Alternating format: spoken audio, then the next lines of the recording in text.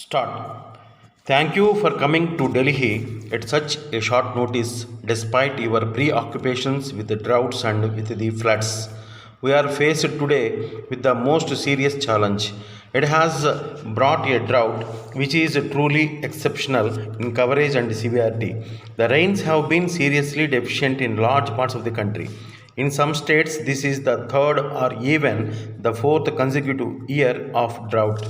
Despite rains in the second half of August easing the situation in many areas, the basic picture remains unaltered. In terms of rainfall deficiency, this year's drought is comparable to the drought of last year. It is not unusual for a few states to suffer from drought or flood each year, but what we face today is very different. We cannot meet it with a routine response. The situation calls for a total mobilization of the national will. It calls for austerity and dedication. It calls for complete cooperation between the center and the state governments. We must together develop a shared understanding of the dimension of this national problem, a common strategy for meeting the challenge, and a firm resolve to ensure implementation on the ground. Each of you is aware of the damage done in your state, the hardship, the distress and the suffering that has been caused. I have been traveling to some of the worst affected areas to see things for myself. There is no doubt that the situation on the ground is grave. It is the poorest and weakest who are the hardest hit. Their needs are the most urgent. Meeting these needs is our highest priority. Millions of landless laborers, marginal farmers, and smallholders are facing precipitous decline in incomes. We will not let anyone starve. Their minimum needs of food will be met. Employment must be provided through large scale drought relief works which reach every affected family.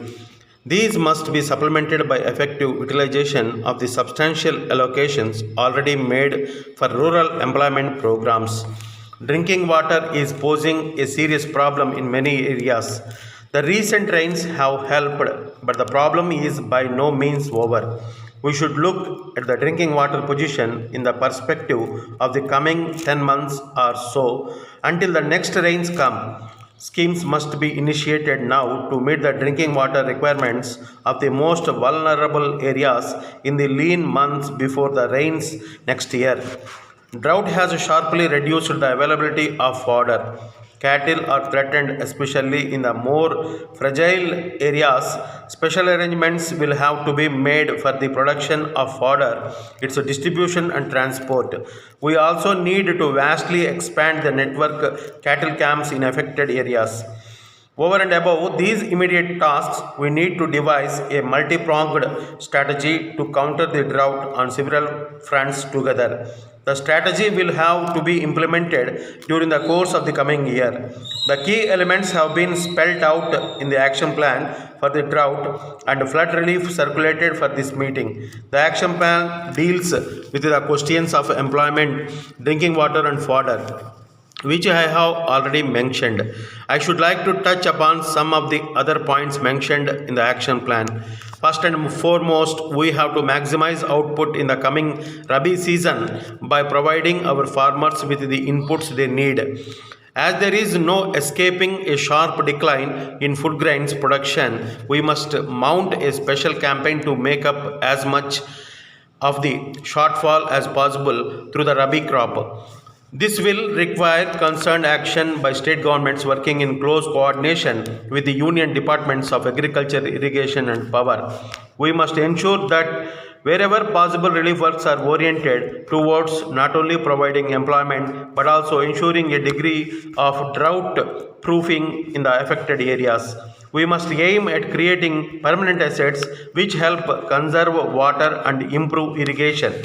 We must be prepared to face some shortfall in hydroelectric generation from November onwards, which we should try to offset by special efforts to step up thermal generation. More generally, a great deal remains to be done to improve power management. Better power management can reduce the disruptive effects of shortages when they occur.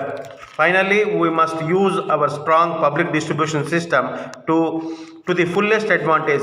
We have a large stock of food grains. Effective supply management combined with vigilant action against hoarders can reduce the dangers of speculation